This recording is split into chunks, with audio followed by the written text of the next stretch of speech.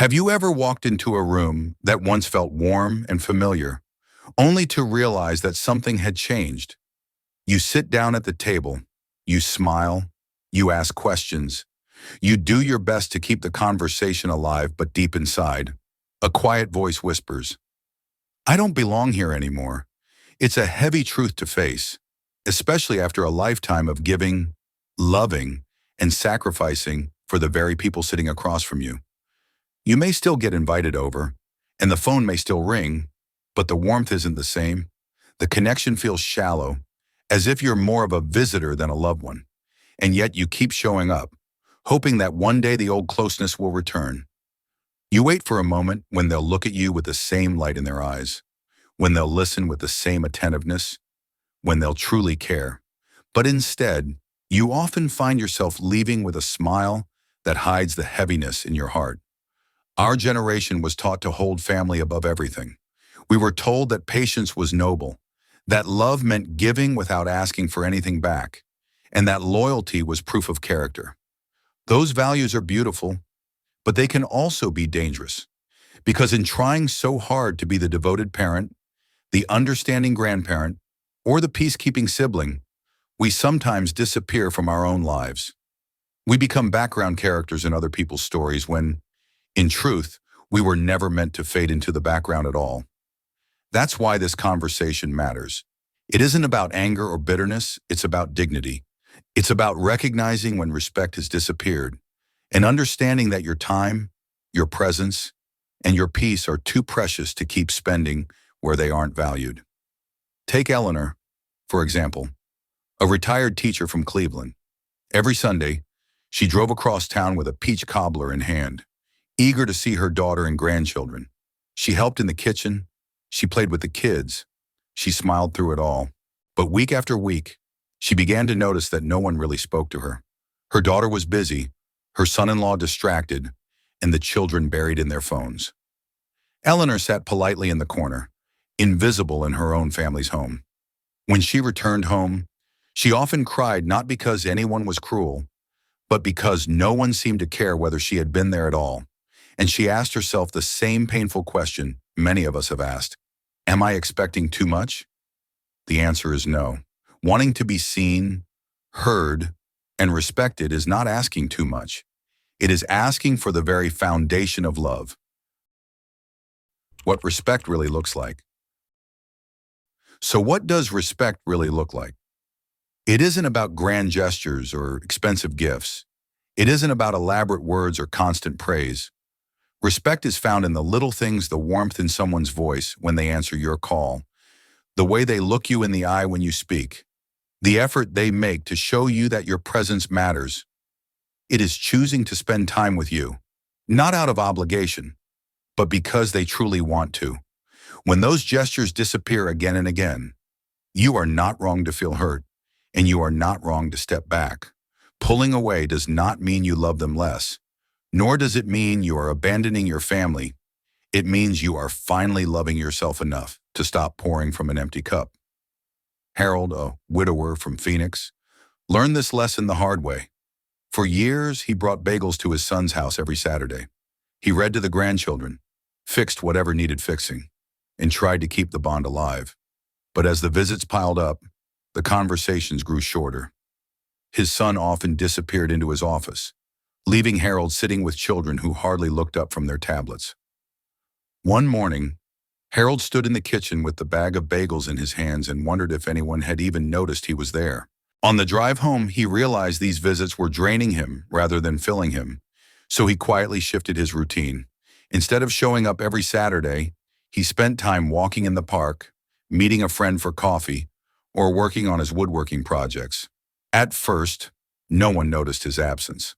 But after a few weeks, his son called and asked, "Dad, are you okay? We haven't seen you in a while." That moment opened a real conversation, one where Harold could finally say, "I don't just want to be in the room, I want to be respected." Not every story ends with reconciliation. Sometimes when you step back, the silence remains. And as painful as that can be, it reveals the truth you've been avoiding. Because if your absence feels lighter than your presence, then what you lost was never love. It was only the illusion of it. Respect isn't complicated. It is consistent attention, simple gestures, and honest effort. It is knowing that your presence is not taken for granted. And if you have to beg for those things, then you are not being loved, only tolerated. The cost of waiting for change. Still, many of us keep waiting. We tell ourselves, maybe they're just busy. Maybe things will get better if I give it more time. Hope is human, and sometimes people do change, but waiting too long comes with a cost. Every month spent hoping for things to go back to the way they once were is a month you cannot relive. Every year spent chasing after affection that never comes is a year you could have spent living with joy and peace. These years, your 60s, 70s, 80s are not practice rounds. They are your life, right now, and they matter too much to waste.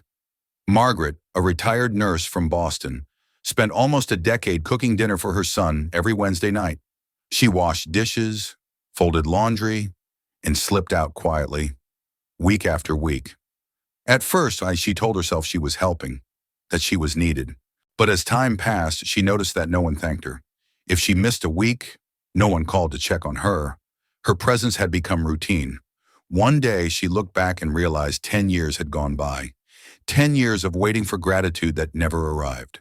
10 years of giving her best without ever feeling truly seen. That realization broke her heart, but it also freed her. She stopped waiting. She joined a knitting circle at the library, volunteered at a local hospital, and began attending church activities where people noticed when she wasn't there. For the first time in years, she felt valued simply for being herself. When her son finally did notice her absence, she didn't rush back out of guilt. She had already learned a hard truth. Love that only flows one way eventually runs dry. If you are always the one visiting, always the one calling, always the one giving, then silence will show you what's real. Sometimes it hurts more than words ever could, but it also brings clarity, because in the end, you are not a supporting character in someone else's story. You are the author of your own, and you get to decide how the next chapter will be written. Rediscovering yourself beyond the family role. For much of life, we carry titles that define us: mother, father, grandparent, caregiver, provider. Those roles gave us identity and purpose, and for years they shaped how others saw us. But when the phone stops ringing, when visits lose their warmth, and when the people who once needed us no longer reach out, it can feel as though those roles have dissolved, leaving us unsure of who we really are. The truth, however, is that you are more than any role you ever played. Beneath all the years of responsibility, there is still the person who laughs freely, who carries dreams, and who deserves to be seen. This stage of life, though different, can also be one of the most liberating if you allow yourself to step into it.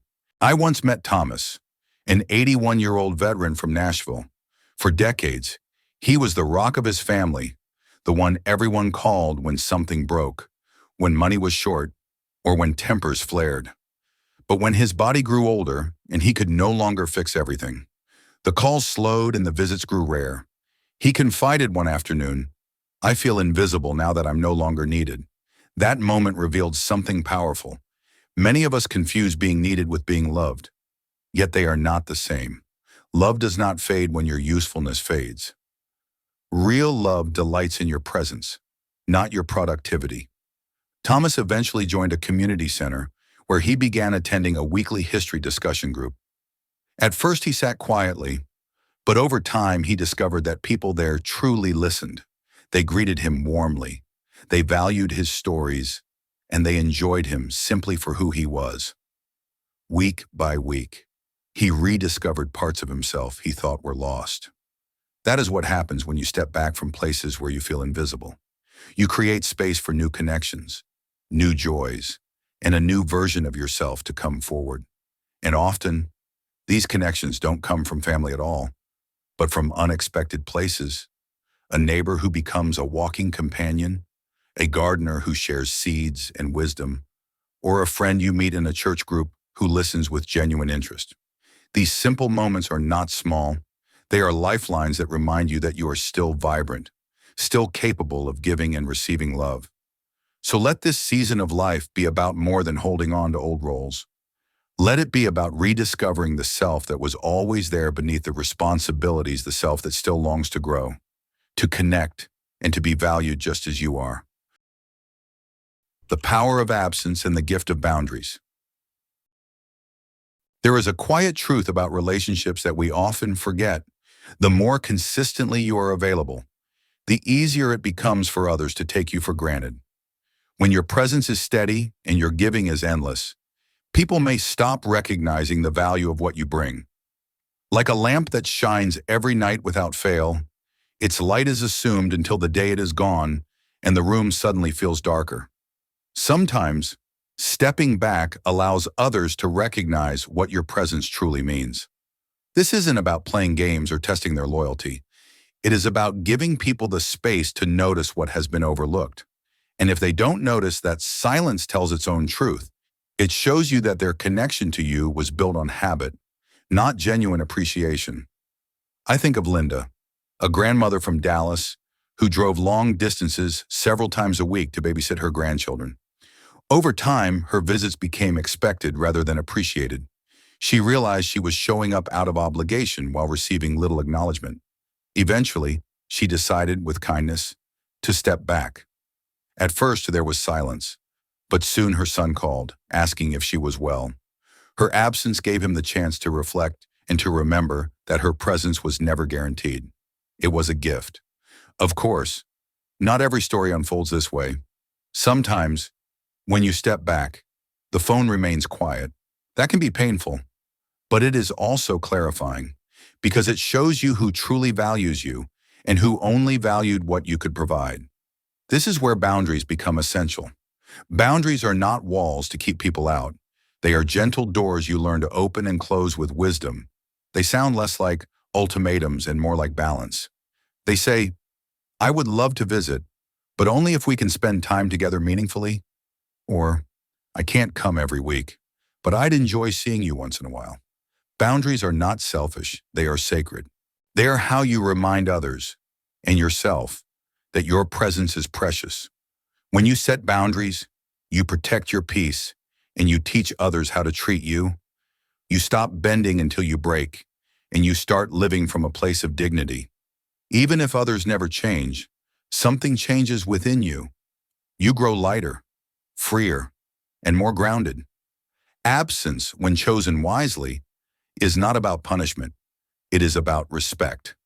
And boundaries, when set with love, are not barriers. They are pathways to healthier, more balanced connections. Together, they help you reclaim the truth that your time, your heart, and your energy are. Final thought. There comes a moment in life when you realize you no longer need anyone's permission to live with dignity. For many years, perhaps most of your life, you gave and gave. You raised children, supported a spouse, cared for friends, and held your family together. You stayed awake through the long nights, cooked countless meals, and sacrificed more than anyone may ever truly know. You hoped, quietly, that one day all of it would be remembered. But sometimes that recognition never comes. Sometimes the people you pour into drift away, carried by their own responsibilities and distractions. And when you're left in a quiet house, wondering if all of it mattered, I want you to remember this. It did matter.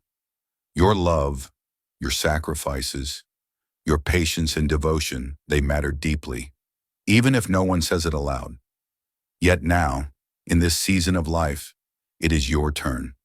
It is your turn to matter to yourself. It is your turn to stop waiting for recognition that may never arrive, and to begin living for the joy that is already within your reach. You don't have to keep bending until you disappear.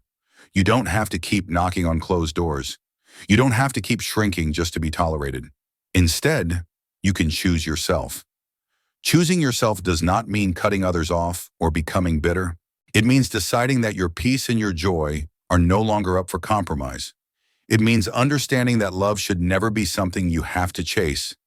And respect should never be something you have to beg for. Picture this: waking in the morning without checking your phone for a message that isn't there. Taking a slow walk simply because the day is beautiful. Sitting with a cup of coffee, not weighed down by who forgot your birthday, but filled with quiet gratitude for the moment in front of you. That is freedom. That is what it feels like to reclaim your life. And something remarkable happens when you begin to honor yourself in this way. New doors open. People who truly see you begin to appear. It might be a friend at a community class, a kind neighbor who notices your smile, or a group that welcomes you simply for who you are right now. These connections may not look like the ones you expected, but they carry something precious: authenticity. When you stop chasing what ignores you, you create space for what cherishes you. You no longer need to force anyone to notice your worth. You already know it yourself. This does not require dramatic confrontations or final speeches.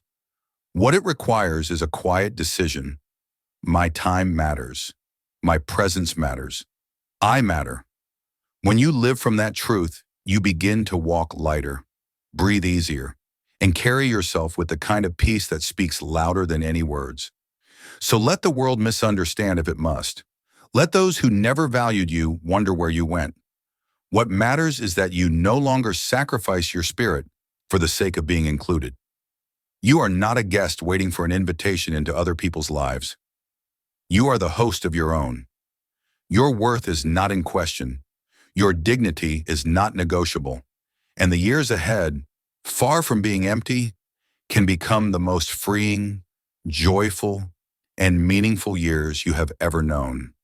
Because now you are no longer waiting, you are living. So breathe deeply, stand tall, and remind yourself, I am enough, just as I am.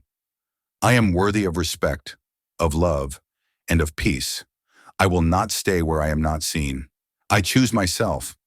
And in choosing yourself, you will find something you thought you had lost. Along the way, you will find you.